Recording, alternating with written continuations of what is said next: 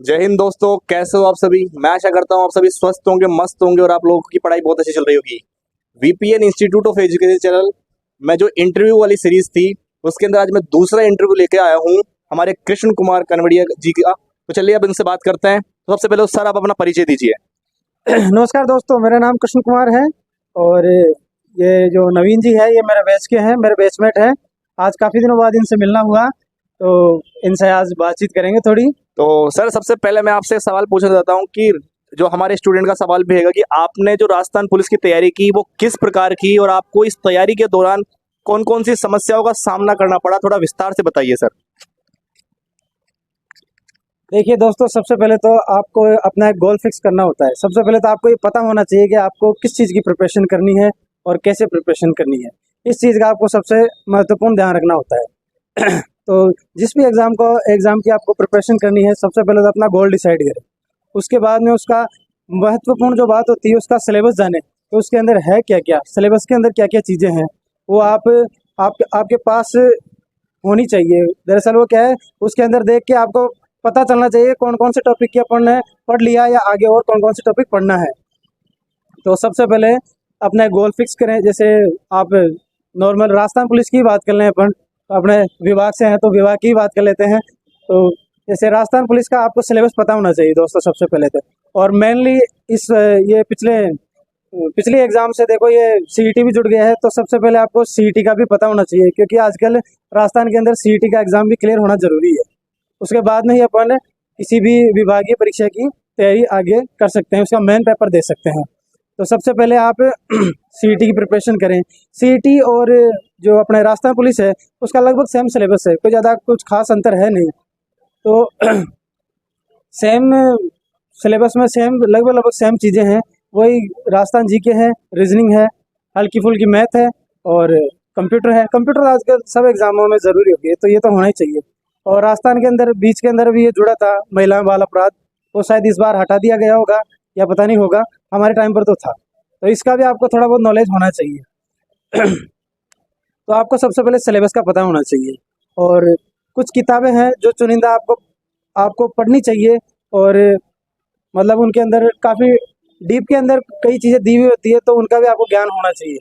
Mainly अपन बात करें तो राजस्थान जीके के लिए अपन पैनोरमा की बुक परचेज कर सकते हैं। राज पैनोरमा के नाम से बुक आती है, वॉल्यूम फर्स्ट और सेकंड। अच्छी बुक है, आप एक बार पढ़ना, और काफ़ी विस्तार से उसके अंदर दिया गया है। और नॉर्मल बात की जाए तो सिखवाल की आती है मानचित्रावली, उसके अंदर वन लाइनर टाइप के काफ़ी क्वेश्चन दिए गए हैं, तो उससे अपन पढ़ सकते हैं। एक राजस्थान न्यू दर्पण के नाम से आती है, वो भी लगभग वन लाइनर ही है। एक डायमंड कलेक्शन आती है राजस्थान के नाम से, तो इससे अपन पढ़ सकते हैं। मैंने तो इन्हीं से तैयारी की थी और कंटिन्यू रहा था। मैं 2018 में 2018 वाला भी राजस्थान पुलिस का एग्ज़ाम मेरा क्लियर था। उसमें मैं फिजिकल के अंदर रह गया था, जयपुर कमिश्नरेट से था। और 21 वाला मुझसे क्लियर हुआ नहीं, उसके अंदर मेरी इस टाइम पे मेरी प्रिपरेशन इतनी थी नहीं, और ये 2022 में जो एग्ज़ाम लगा था वो मेरा क्लियर था। तो आप सिलेक्टेड किताबें पढ़ें। रीजनिंग के लिए आप रामनिवास माथुरिया की पढ़ सकते हैं, या अपना कोई और किसी और आप अपने किसी और राइटर की लें तो उसकी भी ले सकते हैं। और क्या नाम है, महिला बाल अपराध के लिए आप ऑनलाइन जो राजस्थान पुलिस की तरफ से पीडीएफ डाली जाती है उस वो पढ़ सकते हैं। और कंप्यूटर के लिए आपको कंप्यूटर के लिए आप दक्ष की पढ़ सकते हैं। दक्ष पब्लिकेशन के नाम से आती है कंप्यूटर की, वो भी पढ़ सकते हैं।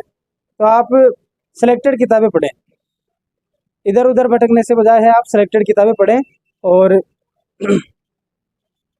और आप नवीन जी से जानें।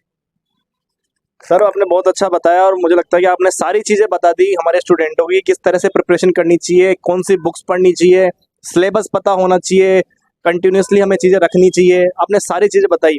सर एक सवाल और आ रहा है कि कुछ लोग कहते हैं कि लाइब्रेरी जाना जरूरी है या नहीं है, क्या घर पे तैयारी हो सकती है। और एक सवाल ये भी आता है कभी कभी कि कोचिंग करना जरूरी है या ऑनलाइन क्लासेस से भी काम हो सकता है। जैसा सर आपको पता होगा हमारे जो स्टूडेंट है उनके लिए हम धमाका सीरीज लेकर के आए हुए हैं सीईटी के लिए, जो 2024 के जो एग्जाम है उनको डेडिकेट है और उनको मद्देनजर रखते हुए। तो सर इसके बारे में बताइए आप, क्या लाइब्रेरी जरूरी है, कोचिंग ऑफलाइन या ऑनलाइन, ये थोड़ी और बताइए सर।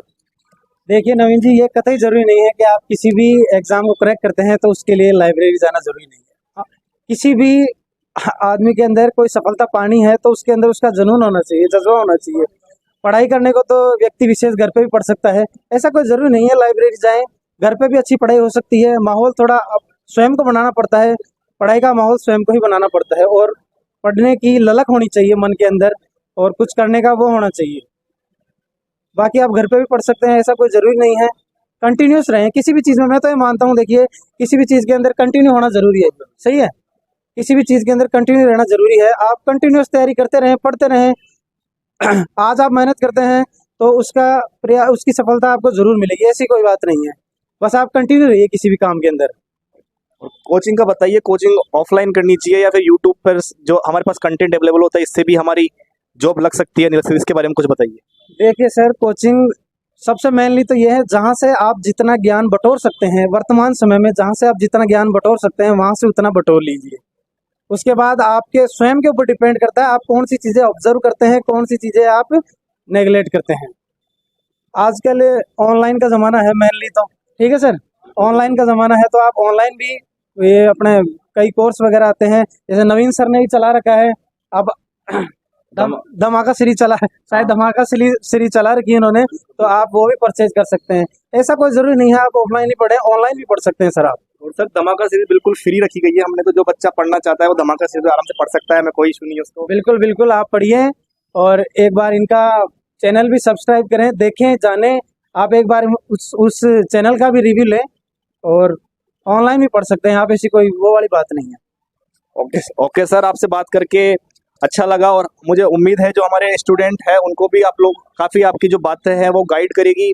और इसी के साथ में दोस्तों, आप लोग जो निरंतर तैयारी कर रहे हैं वो निरंतर तैयारी करते रहिए। मैं जो इंटरव्यू सीरीज है इसी तरह लेकर आता रहूँगा ताकि आप लोगों का मोटिवेशन बना रहे। ठीक है दोस्तों, तब तक के लिए जय हिंद, जय भारत।